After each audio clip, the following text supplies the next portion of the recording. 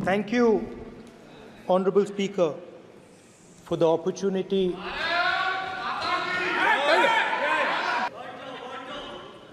जय संविधान। कॉपी है उसकी?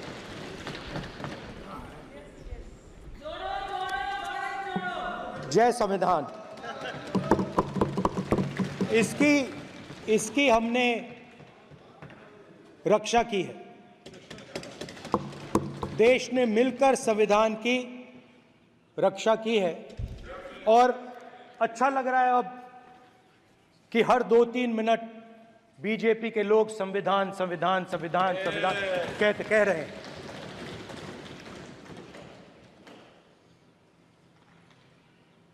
Speaker sir, for the last 10 years, there has been a systematic attack on the Constitution, on the idea of India, and on anybody who opposed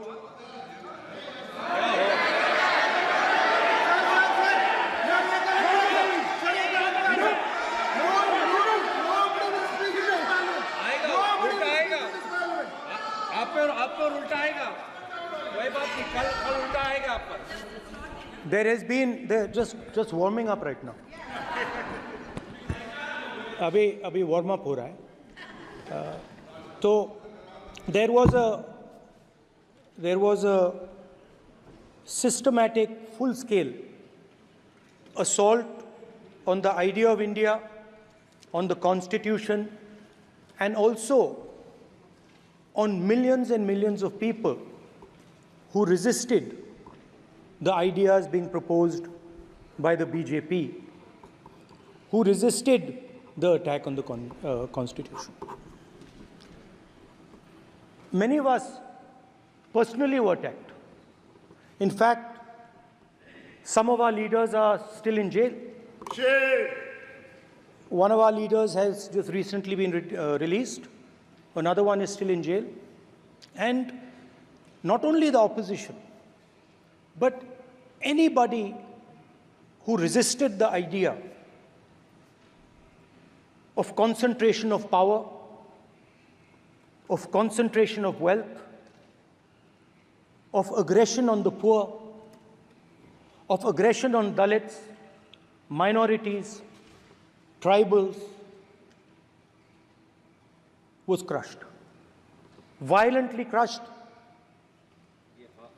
People were put in jail, people were threatened, and I myself was attacked. Sir ये संसद TV का नया format देखा है आधा ये पहले हम देखा नहीं हमने. I myself was attacked by order of the government of India, by order obviously of the Prime Minister of India. 20+ cases, 2-year jail sentence, my house taken away, no problem. Shame. Relentless attack in the media, 24/7, every single day, abuse, attack, abuse, attack. Shame. And then the most enjoyable and beautiful part of it, 55 hours of interrogation by the ED. No, which I really enjoyed. Because by the end of the interrogation, the officer off camera, he switched off the camera and then he asked me, Rahul ji, you've been sitting here 55 hours. आप पत्थर जैसे हो, आप हिलते क्यों नहीं हो? मुझसे सवाल पूछा उसने.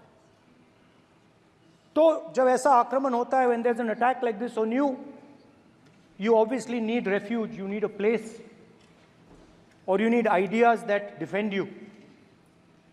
So today I want to start my speech by telling my friends in the BJP and the RSS about the ideas that we used, the entire opposition used, to defend the idea of India. Where these ideas come from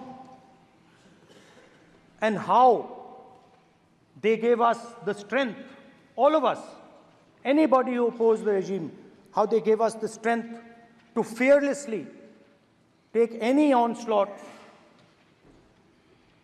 that was placed before us.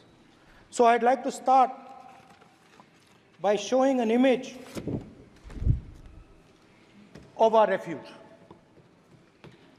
Okay? Sir Shiv ji की photo नहीं दिखा सकते sir? एक minute माननीय सदस्य। Sir Shiv ji की photo मना है sir?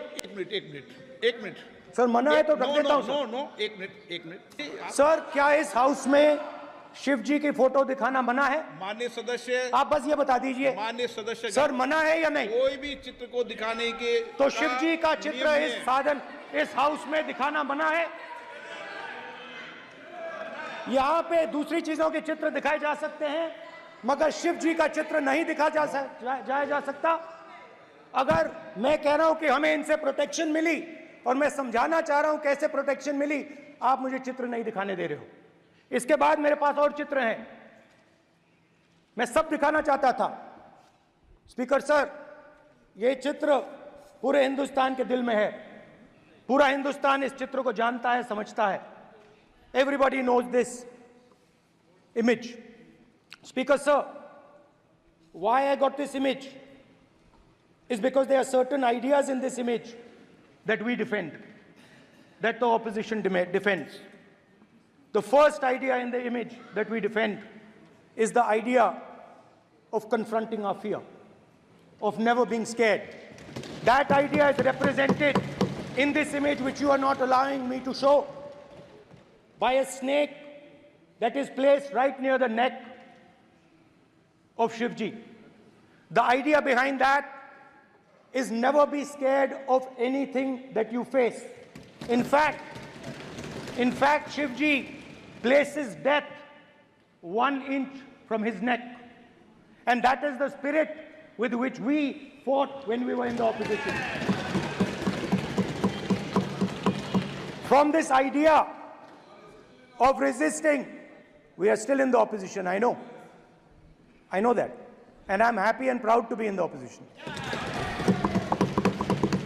Because for us, there is more than power.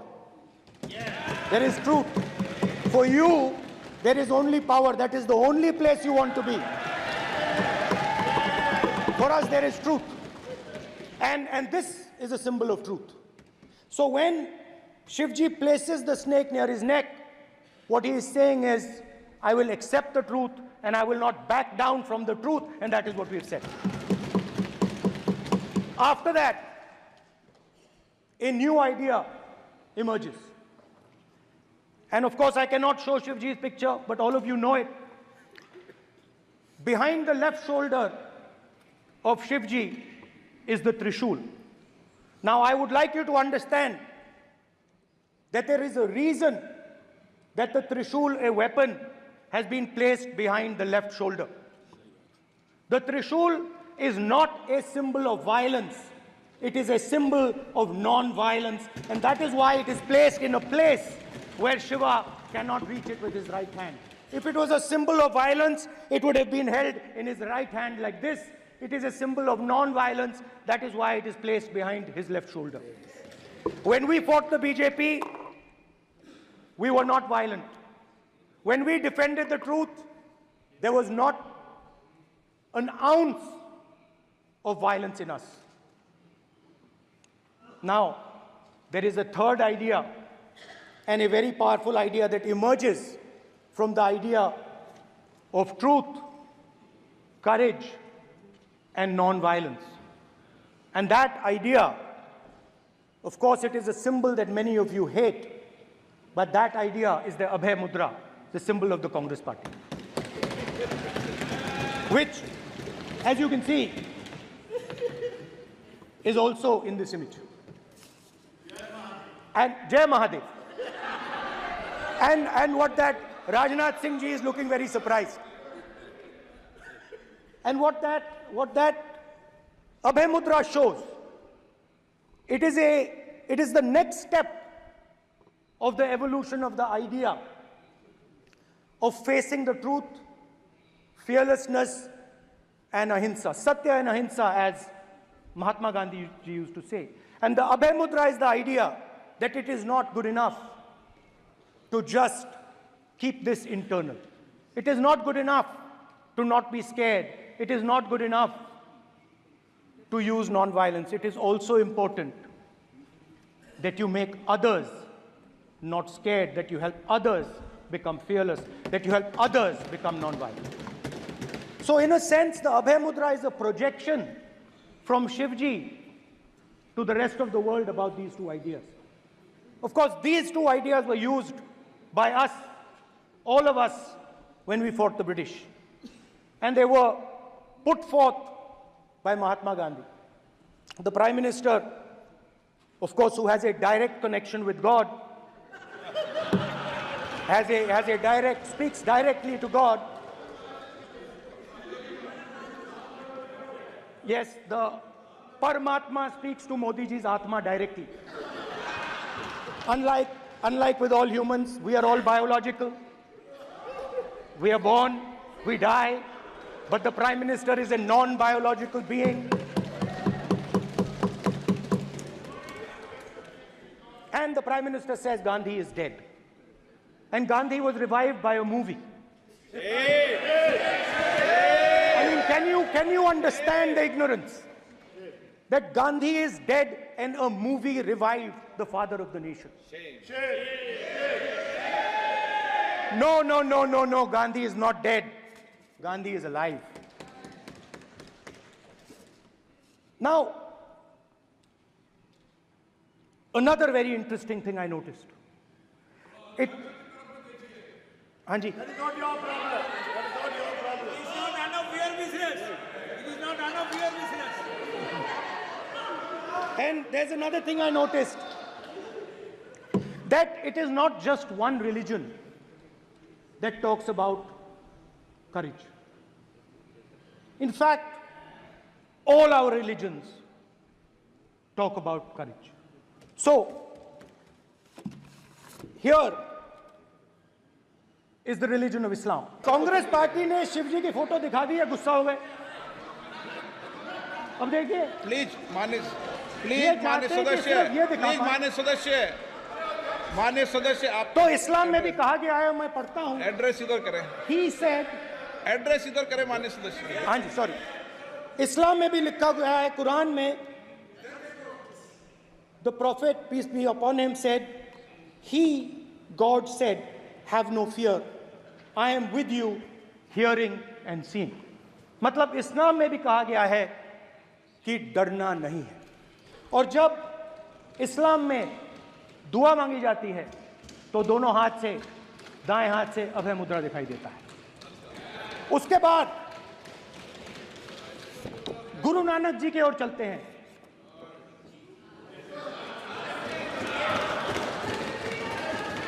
Waheguru ji की फतेह, वाहेगुरु जी का खालसा.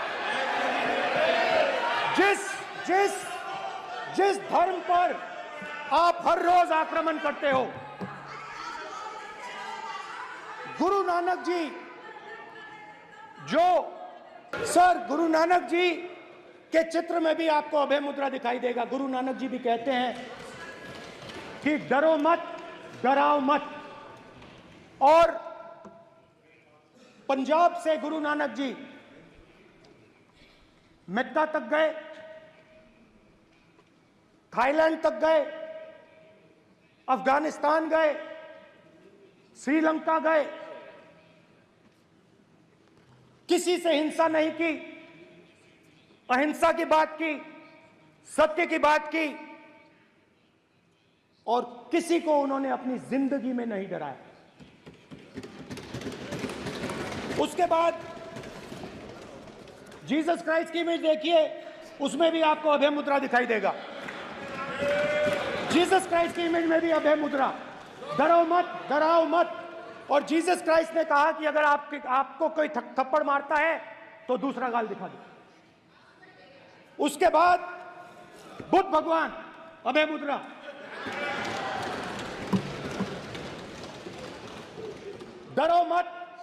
डराओ मत, अहिंसा।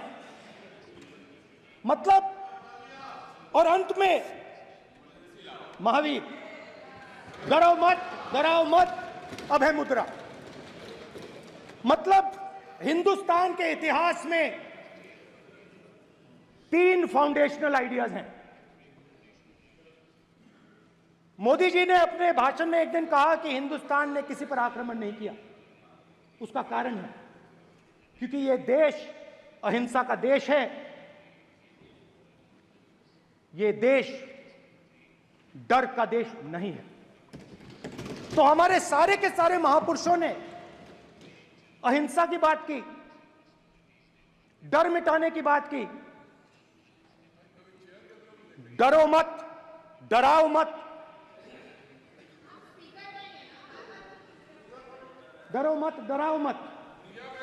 और दूसरी तरफ शिव जी कहते हैं डराओ मत, अभय मुद्रा दिखाते हैं, अहिंसा की बात करते हैं, त्रिशूल को जमीन में गाड़ देते हैं। और जो लोग अपने आप को हिंदू कहते हैं वो 24 घंटा हिंसा, नफरत,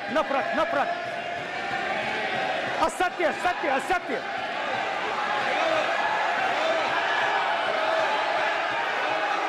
आप हिंदू हो ही नहीं।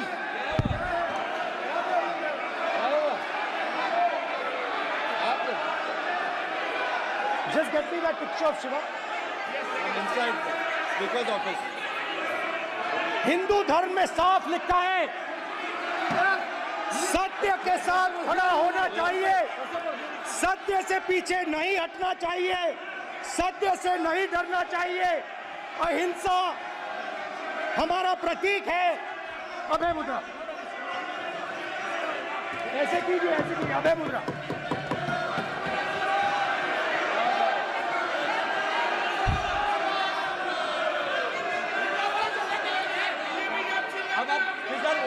स्पीकर से कोई रूलिंग नहीं आएगा। Prime Minister will not speak. Then Prime Minister will speak. Speaker की तरफ से कोई रूलिंग नहीं आएगा। This will happen here. Speaker If you are doing this, it will repeat again. भाई स्पीकर की तरफ से कोई रूलिंग नहीं आ रहा। माननीय ये आप बात समझिए, कोई नहीं बोल रहा। आप बात समझिए। ये इसलिए चिल्ला रहे हैं क्योंकि तीर जाके दिल में लगा है, दिल में जाके तीर लगा है, इसलिए ये चिल्ला रहे हैं। देखो चुप हो गए, देखिए स्पीकर साहब चुप हो गए सब।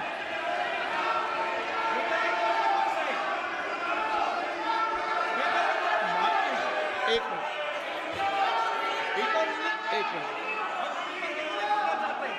ये जो ये विषय बहुत गंभीर है। पूरे हिंदू समाज को हिंसक कहना ये गंभीर विषय है। बीजेपी को आपको नहीं, नरेंद्र मोदी जी पूरा हिंदू समाज नहीं है, बीजेपी पूरा हिंदू समाज नहीं है, आरएसएस पूरा हिंदू समाज नहीं है।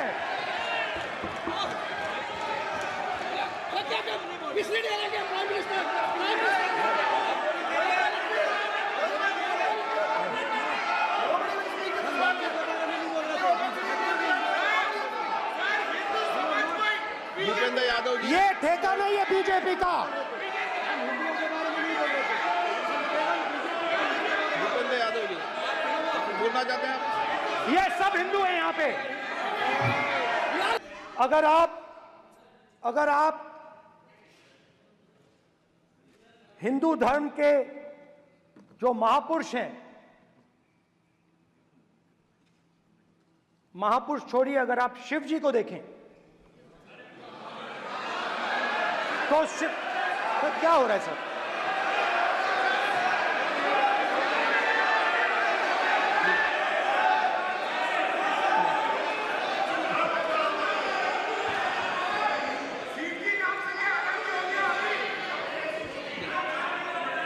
अगर आप शिव जी को देखें तो उनकी इमेज से आपको पता लगता है कि हिंदू डर नहीं फैला सकता, हिंदू हिंसा नहीं फैला सकता, हिंदू नफरत नहीं फैला सकता। और बीजेपी 24 घंटा नफरत, हिंसा, नफरत, हिंसा, नफरत, हिंसा। स्पीकर सर, कहां तक इन्होंने डर फैला दिया है?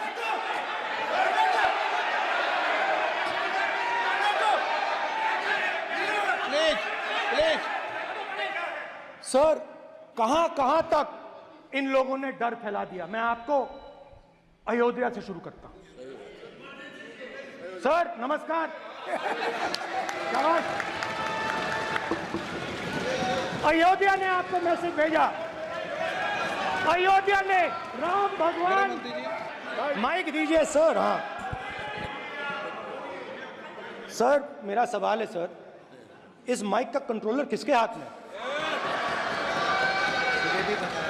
सर मैं बिल्कुल आपकी रिस्पेक्ट करता हूं स्पीकर सर, मगर मेरे भाषण के बीच में सच्चाई ये है कि माइक ऑफ हो जाता है। मैं क्या करूं, हो जाता है वो।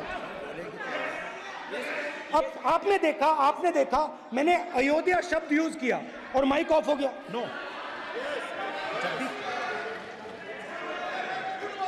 अरे ये प्रधानमंत्री मोदी जी के टाइम पे आधा आधा कह आएगा क्या?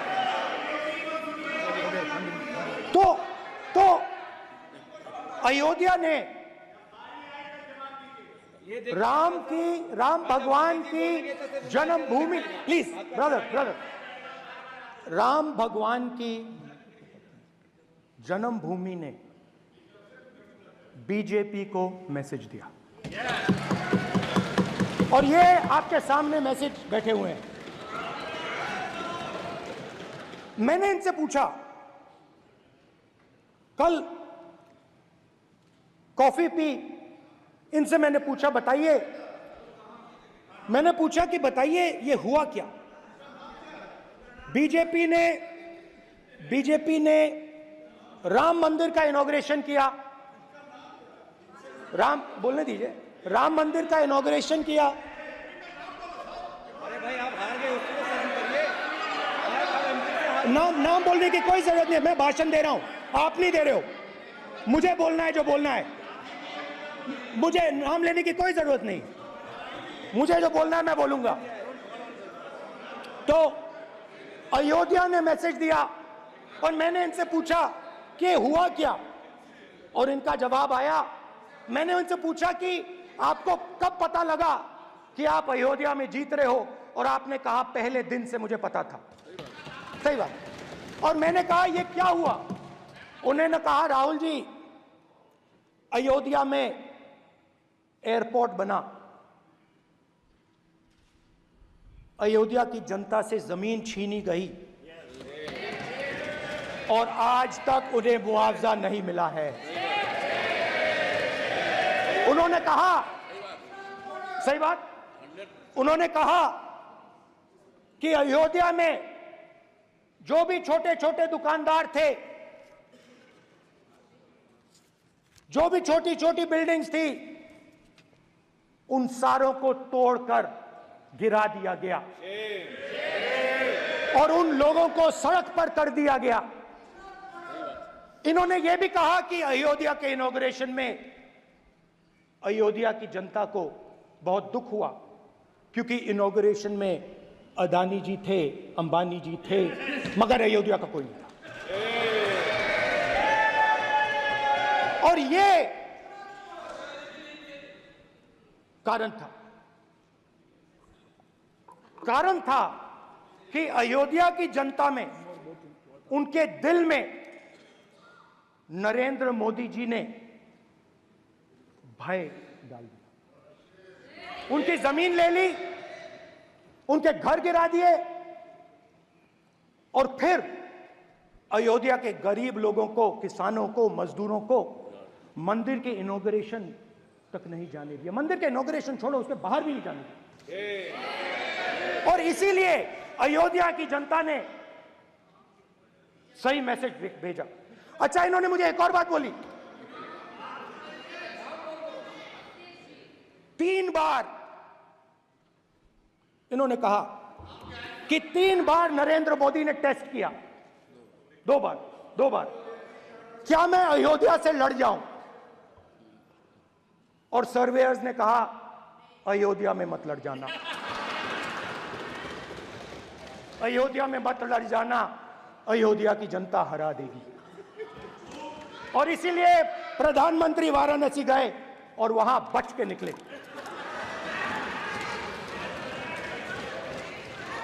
तो अयोध्या की जनता को डराया, पूरे देश को डरा दिया। मैं आपको बताता हूं, आज सुबह में आया,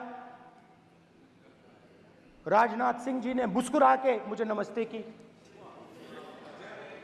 और मोदी जी बैठे हैं, मुस्कुराहट नहीं, सीरियस, नमस्ते भी नहीं करते, कहीं मोदी जी ना देख लें, प्रॉब्लम हो जाएगी। वही कहानी गडकरी जी की है, सच्चाई है।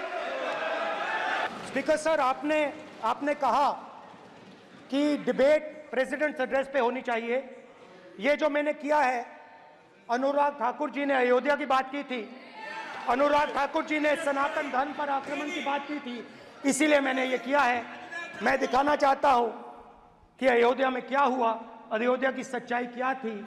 प्रेसिडेंट्स डिबेट में उन्होंने बात उठाई थी, मैंने बात बंद की है। प्रधानमंत्री जी को अच्छी लगी अयोध्या की बात अच्छी लगी। डर फैलाया और ऑपोजिशन का रिस्पांस एक साथ मिलकर भारत जोड़ो यात्रा, सारे के सारे ऑपोजिशन, पूरा देश एक साथ मिलकर कन्याकुमारी से कश्मीर तक चला। और जो आपने डर फैलाया, उसके बारे में यात्रा में बहुत कुछ सुनने को मिला। अभी तक याद है, सुबह 7 बजे 7-8 बजे की बात थी, यात्रा में चल रहे थे, एक महिला आती है, हमारे साथ चलती है, मेरा हाथ पकड़ती है और घबराई हुई सी थी। तो मैंने पूछा क्या हुआ, वो मुझे कहती है मुझे मार रहा है, मुझे मार रहा है। मैंने पूछा कौन मार रहा है, कौन मार रहा है? बेटी बचाओ, बेटी की दुविधा सुनाई दे रही, बेटी का दर्द नहीं सुनना चाहते, भारत की महिलाओं का दर्द नहीं सुनना चाहते। मैंने पूछा कौन मार रहा है, कहता है मेरा पति मार रहा है। मैंने कहा क्यों? कहती है सुबह का खाना नहीं दे पाई। मैंने कहा क्यों? खरीद नहीं पाई, महंगाई है, महंगाई है, खरीद नहीं पाई, खाना नहीं पका पाई, इसलिए मुझे मार पिट रही है। मैंने कहा बहन क्या करूं, कैसे आपकी मदद करूं? कहती हैं आप कुछ मत कीजिए, आप कुछ मत कीजिए, आप सिर्फ ये बात याद रखिए कि महंगाई के कारण हिंदुस्तान में हजारों महिलाओं को सुबह पीटा जा रहा है। उसके शब्द हैं, मेरे शब्द नहीं हैं। गैस सिलेंडर, महंगाई, तो आपने गरीबों को, महिलाओं को डराने का काम किया। शिव जी कहते हैं डरो मत, डराओ मत। आपने हिंदुस्तान की महिलाओं को महंगाई से हर रोज डराया है। कुछ दिन पहले मैं पंजाब में अग्निवीर के परिवार से मिला, सुनिए, अग्निवीर के परिवार से मिला। छोटा सा घर था, छोटा सा घर था,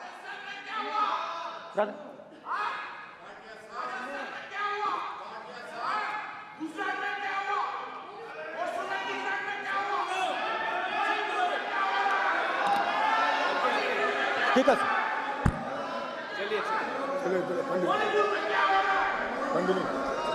छोटे से घर में अग्निवीर शहीद हुआ, लैंडमाइन ब्लास्ट में शहीद हुआ। मैं उसे शहीद कह रहा हूं, मगर हिंदुस्तान की सरकार उसे शहीद नहीं कहती। नरेंद्र मोदी उसे शहीद नहीं कहते हैं, नरेंद्र मोदी उसे अग्निवीर कहते हैं। उस घर को पेंशन नहीं मिलेगी, उस घर को कॉम्पनसेशन नहीं मिलेगी, शहीद का दर्जा नहीं मिलेगा। और बेचारे बैठे हुए थे, 3 बहनें थी, एक साथ बैठी हुई थी, रो रही थी। आम जवान को पेंशन मिलेगी, जरूर दुख होगा, मगर हिंदुस्तान की सरकार आम जवान की मदद करेगी। मगर अग्निवीर को जवान नहीं कहा जा सकता। अग्निवीर यूज एंड थ्रो मजदूर है। और आप उससे कहते हो, उसको आप 6 महीने की ट्रेनिंग देते हो, 6 महीने की ट्रेनिंग देते हो। दूसरी तरफ चाइना के जवान को 5 साल की ट्रेनिंग मिलती है, राइफल लेकर उसके सामने खड़ा कर देते हो, उसके दिल में भय पैदा करते हो। एक जवान और दूसरे जवान के बीच में फूट डालते हो कि एक को पेंशन मिलेगी, एक को शहीद का दर्जा मिलेगा, दूसरे को नहीं मिलेगा, और फिर अपने आप को देशभक्त कहते हो। ये कैसे देशभक्त हैं?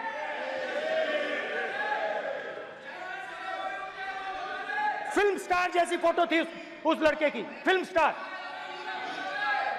बॉलीवुड स्टार की फोटो थी। मैं सोच रहा था, देखो इस युवा ने जान दी। Speaker sir, speaker sir, speaker sir देखिए, स्पीकर सर देखिए, राजनाथ सिंह जी की एक राय है, मेरी एक राय है।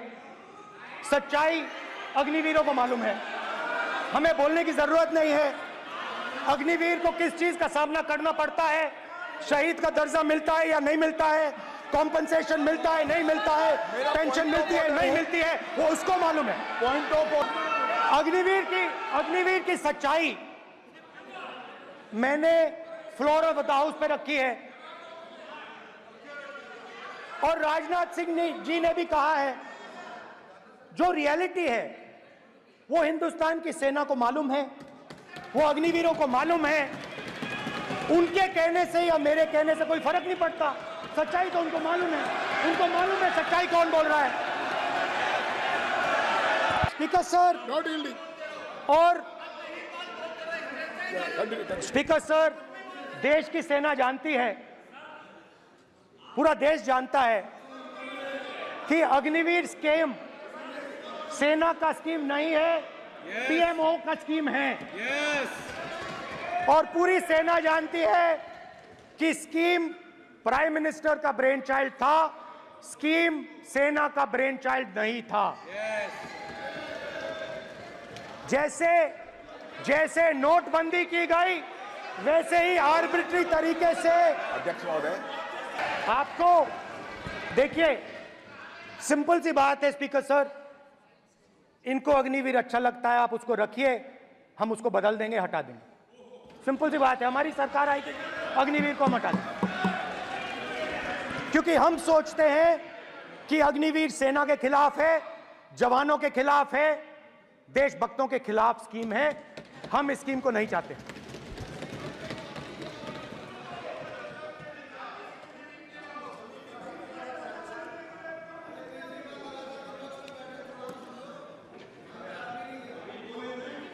पहली बार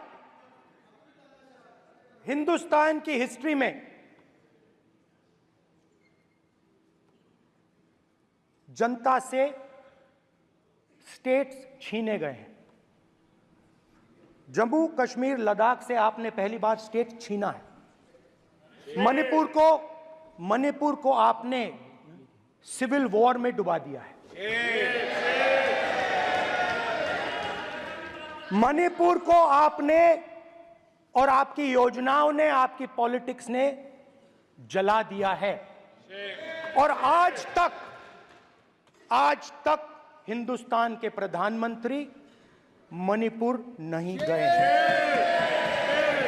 ऐसा लगता है कि मणिपुर हिंदुस्तान का प्रदेश नहीं है। प्रधानमंत्री के लिए मणिपुर स्टेट ही नहीं है। मणिपुर में सिविल वॉर हो ही नहीं रही है। और एक बार बयान दिया हमने, मतलब प्रेशर लगाया, हम गए, हमने प्रधानमंत्री से कहा एक मैसेज दे दीजिए, मणिपुर चले जाइए, जनता की वहां रक्षा कीजिए। नहीं,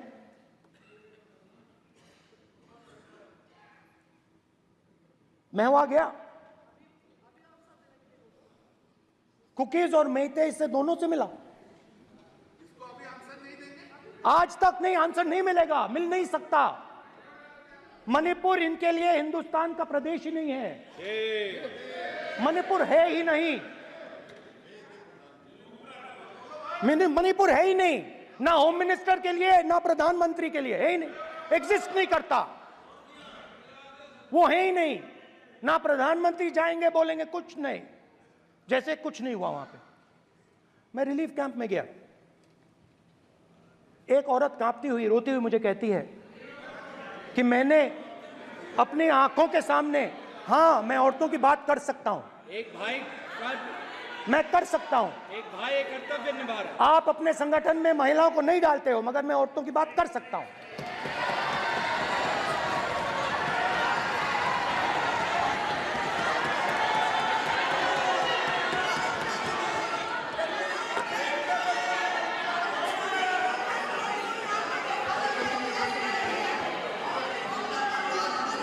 मुझे कहती है मैंने अपने आंखों के सामने, मेरे आंखों के सामने मेरे बच्चे को गोली मारी गई।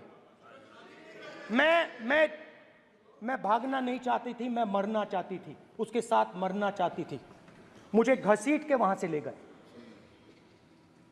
और फिर मेरे को अपने बच्चे की फोटो दिखाती है, कांपती हुई ऐसे फोटो दिखाती है। ये आपकी योजनाओं का नतीजा है। आपको शर्म आनी चाहिए।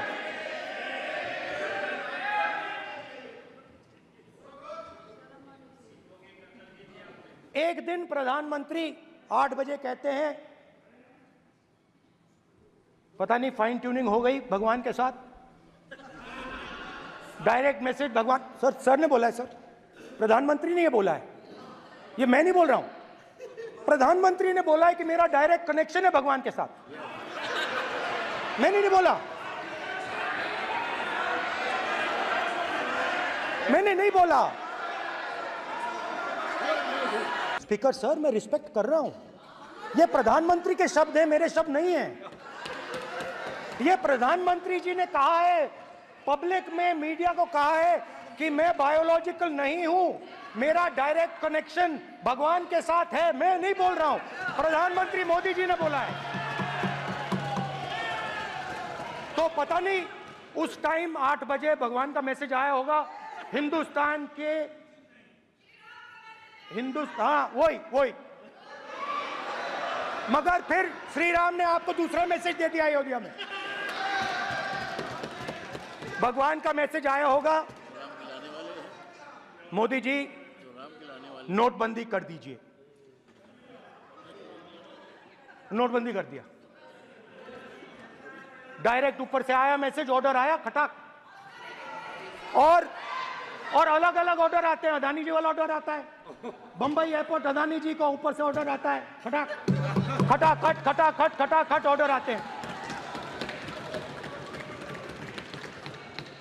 तो नोटबंदी कर दी। स्मॉल और मीडियम बिजनेसेस जो हैं, जो हिंदुस्तान की रोजगार की रीढ़ की हड्डी है, बैकबोन है, उड़ा दिया, खत्म कर दिया। आज नतीजा यह है कि ये जो भी करना चाहे करें, हिंदुस्तान के युवाओं को रोजगार नहीं मिल सकता। Job creation backbone is broken. Finish, खत्म। नोटबंदी की, गलत जीएसटी लागू की, उड़ा दिया। अब मैं सोचता हूं, पहले मैं सोचता था ये पता नहीं कैसे हुआ, अब मैं समझता हूं कि ये अदानी जी, अंबानी जी जैसे लोगों के लिए किया गया। ये रास्ता साफ करने का तरीका था, रास्ता साफ करने का तरीका था। इनकम टैक्स डिपार्टमेंट उनके पीछे पड़ा रहता है। जीएसटी, डिमोनेटाइजेशन, 24 घंटा उनको तंग करते हैं। उनके कैश फ्लो को रिस्ट्रिक्ट करने की कोशिश करते हैं, कैश फ्लो को क्रश करने की कोशिश करते हैं कि वो परे हट जाएं और अरबपति उनकी जगह ले लें। आप किसी भी छोटे व्यापारी से पूछ लो, किसी भी स्मॉल मीडियम बिजनेस ओनर से पूछ लो, ये आपको बता देगा। गुजरात में मैं गया, टेक्सटाइल ओनर्स के साथ मेरी बात हुई। मैंने उनसे पूछा नोटबंदी क्यों हुई, जीएसटी क्यों हुई? साफ बोला अरबपतियों की मदद करने के लिए जीएसटी और नोटबंदी की गई है। नरेंद्र मोदी जी अरबपतियों के लिए काम करते हैं, सीधी सी बात। मैं जाता रहता हूं और आपको गुजरात में हराएंगे इस बार।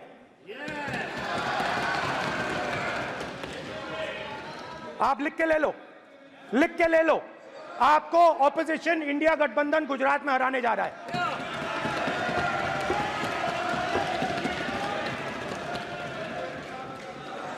किसानों को डराने के लिए लैंड एक्विजिशन बिल जो हम लाए थे, उनकी जमीन की रक्षा करने के लिए, उनको सही कॉम्पनसेशन देने के लिए, उसको आपने खत्म कर दिया। यहां कोशिश की, कर नहीं पाए तो स्टेट्स में खत्म कर दिया। हर स्टेट में आपने खत्म कर दिया है। अगर आप जानते नहीं हो, चेक कर लो। हर स्टेट में, हर भाजपा की स्टेट में खत्म कर दिया। तो किसानों को जो हमने लैंड एक्विजिशन बिल तैयार किया था सही मुआवजा दिलाने के लिए, उसको आपने रद्द किया।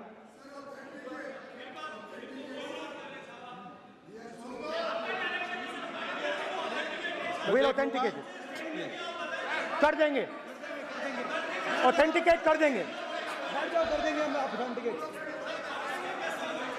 बैठ जाओ, कर देंगे ऑथेंटिकेट।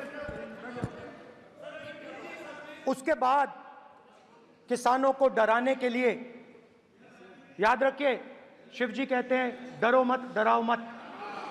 किसानों को डराने के लिए आप 3 नए कानून लाए।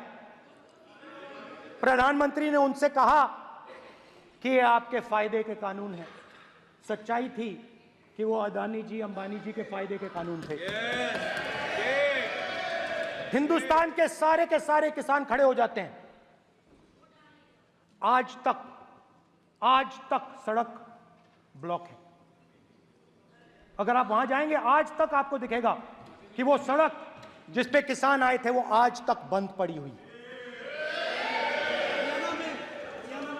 हरियाणा में 2 जगह किसान खड़े हो गए, कहते हैं नहीं, ये हमारा नहीं है।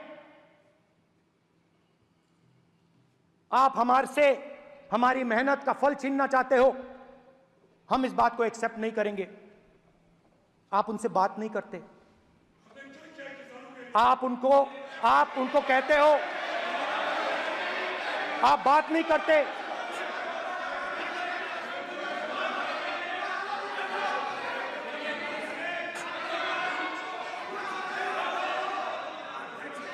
आप बात नहीं करते, आप गले नहीं लगते, आप उन्हें आतंकवादी कहते हो। आप कहते हो ये सब आतंकवादी हैं। झूठ नहीं है, सच है।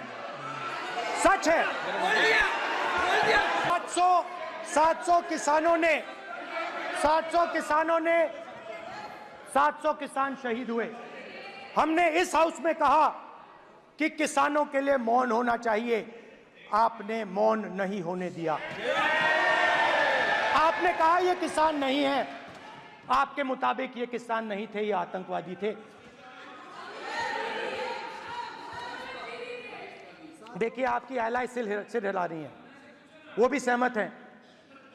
कौर जी सहमत हैं। देखिए, हमारी जरूरत नहीं है, वो सहमत हैं आपसे, वो सहमत हैं। स्पीकर सर, किसानों ने मांगा क्या? स्पीकर ने किसानों ने सिर्फ ये कहा कि अगर 16 लाख करोड़ रुपए अरबपतियों का कर्जा माफ हो सकता है तो हमारा भी थोड़ा सा कर दीजिए। किसान ने यह कहा कि हर प्रोडक्ट के लिए सही प्राइस मिलती है, हमें भी एमएसपी दे दीजिए। और आप लोगों ने कहा किसान का कर्जा माफ नहीं होगा और एमएसपी नहीं मिलेगी। स्पीकर सर, एमएसपी जब मैं speaker sir, MSP with legal guarantee, Speaker sir. The issue is MSP with legal guarantee, not just MSP. MSP is being given. The issue is Kisans want MSP with legal guarantee, which you are not ready to give them. तो किसानों में आपने डर डाला, भय डाला, महिलाओं में महंगाई, गैस सिलेंडर, सेना में अग्निवीर, हर व्यक्ति के लिए आप लोगों ने भय का कोई ना कोई पैकेज दिया, गिफ्ट दिया, तोहफा दिया। स्टूडेंट्स की बात करते हैं। जो आप 2000 साल पहले की बात करते हो, थोड़ी सी भविष्य की भी बात कर देते हैं, इंडिया के फ्यूचर की बात कर देते हैं। रोजगार तो आपने खत्म कर दिया, नोटबंदी, जीएसटी, जो आपने स्मॉल एंड मीडियम बिजनेसेस थे उनको खत्म करके युवाओं को आर्मी में अपॉर्चुनिटी मिलती थी, अग्निवीर उनके लिए आपने दे दिया, वो खत्म कर दिया, रास्ता ब्लॉक कर दिया। पब्लिक सेक्टर को आप प्राइवेटाइज करते हैं, वो रास्ता बंद कर दिया। और अब एक नया फैशन निकला है, नीट।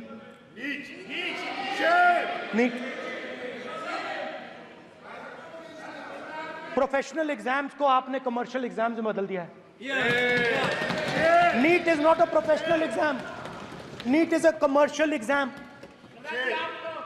नीट में एक स्टूडेंट टॉपर हो सकता है, एक्सीलेंट स्टूडेंट हो सकता है, मगर अगर उसके पास पैसा नहीं है, मेडिकल कॉलेज में नहीं जा सकता। सिंपल सी बात है। नीट का पास मार्क 22% है। वो पूरा का पूरा एग्जाम, सर एजुकेशन मिनिस्टर पूरा का पूरा एग्जाम अमीर बच्चों के लिए बनाया गया है। कोटा में पूरे के पूरे एग्जाम को आपने सेंट्रलाइज किया। हजारों करोड़ रुपए बन रहे हैं, हजारों करोड़ रुपए बन रहे हैं। और कमर्शियल पेपर जो आपने बना रखे हैं, कमर्शियल एग्जाम्स, 7 साल में 70 बार पेपर लीक।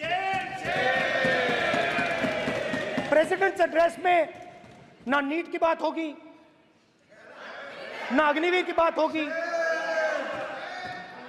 ये बातें नहीं होंगी।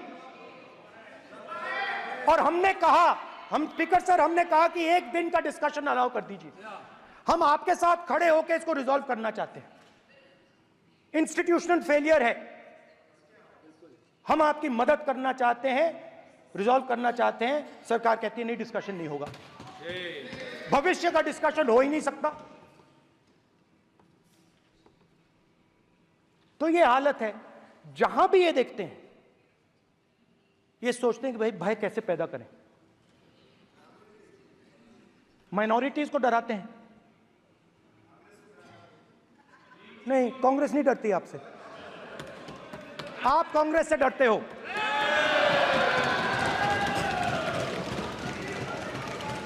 हिंसा, नफरत, माइनॉरिटीज के खिलाफ, मुसलमानों के खिलाफ, सिखों के खिलाफ, क्रिश्चियंस के खिलाफ।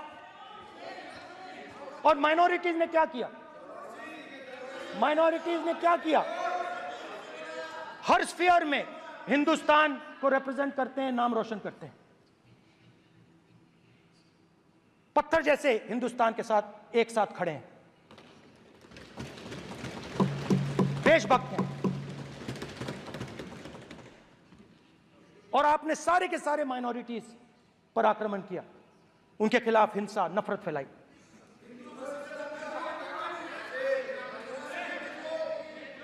तो शिव जी कहते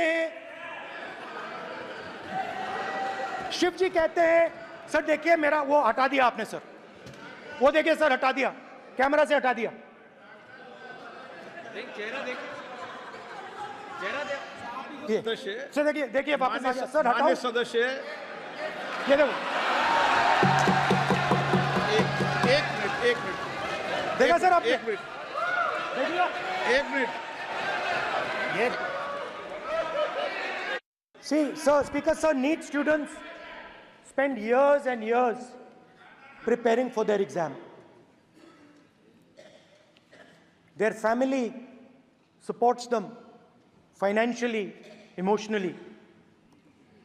And the truth is that NEET students today do not believe in the exam. Because they are convinced that the exam is designed for rich people, not meritorious people. I have met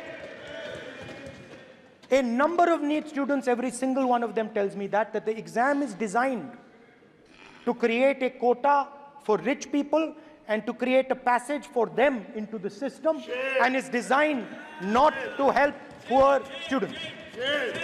Now, इससे भी बहुत डर होता है, महीनों पढ़ाई करते हैं, ये पता नहीं कि भैया एग्जाम लीक हो जाएगा नहीं होगा, अगर पास भी हो गए तो पैसा कहां से आएगा।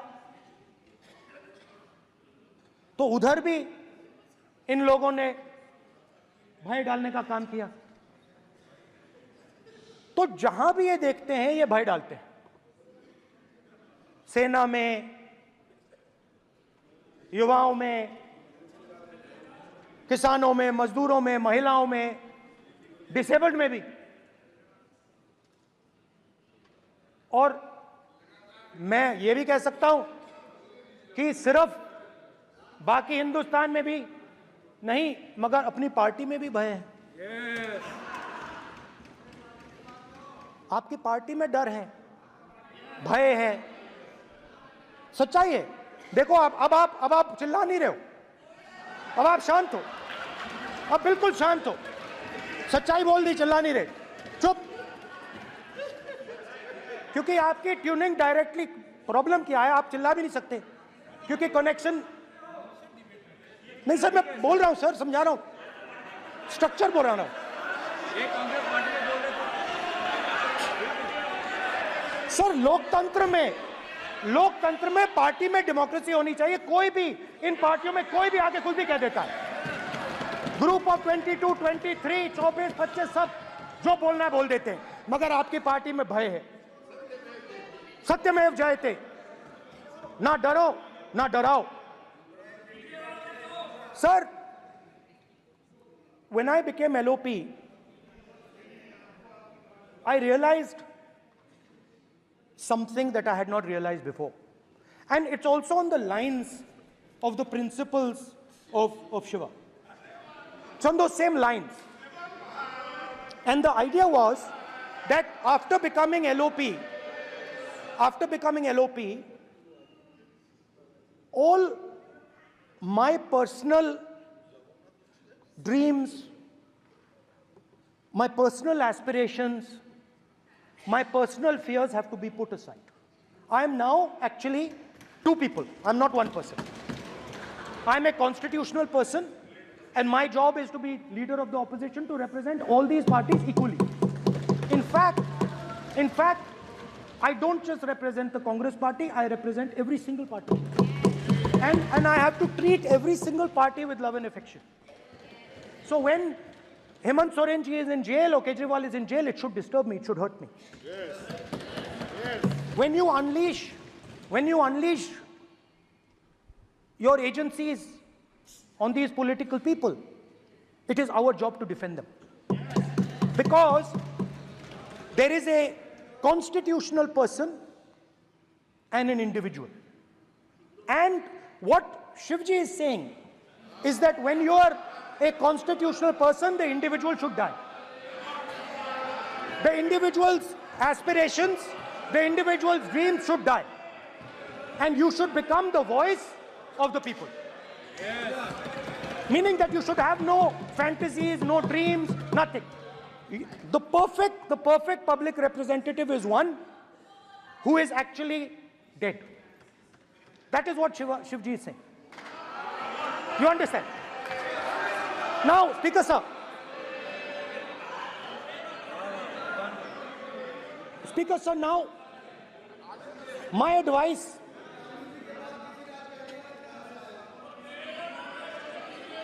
So there are two structures now.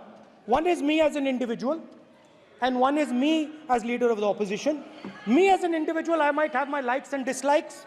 I might have my views, but me as leader of opposition have to suppress them, have to reduce them and say, now I'm the voice of the opposition. That is the idea. That is the idea of the democratic system. The people have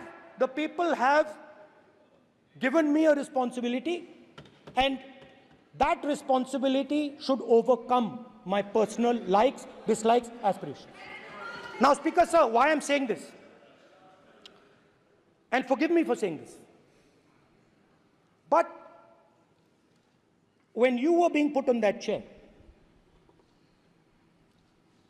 I walked there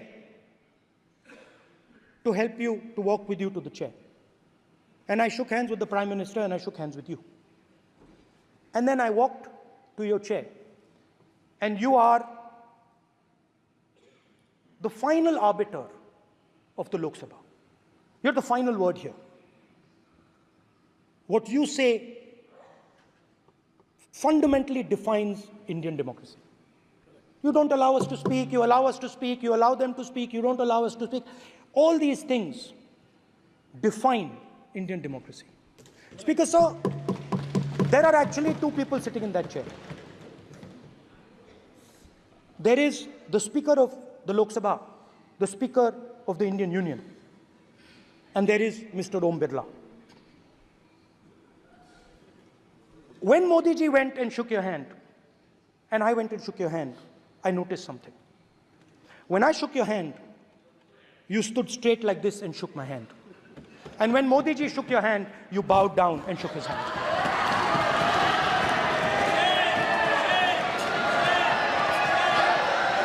ये आसन के सामने आरोप है।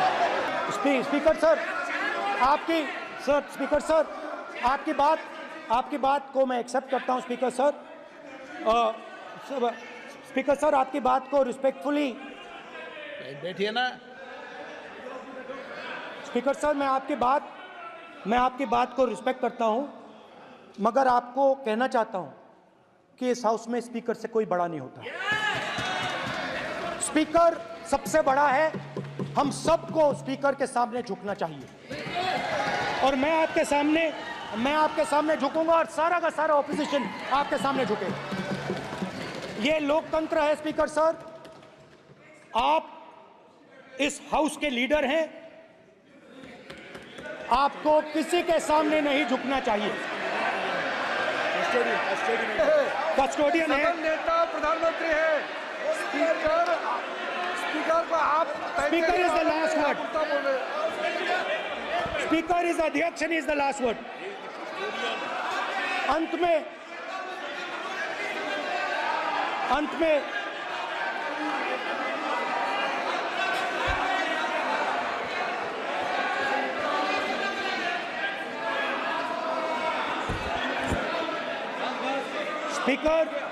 Speaker is the last word in the Lok Sabha, and in that spirit, Speaker is the last word in the Lok Sabha, and in that spirit, as members of the Lok Sabha, we are subservient to the Speaker.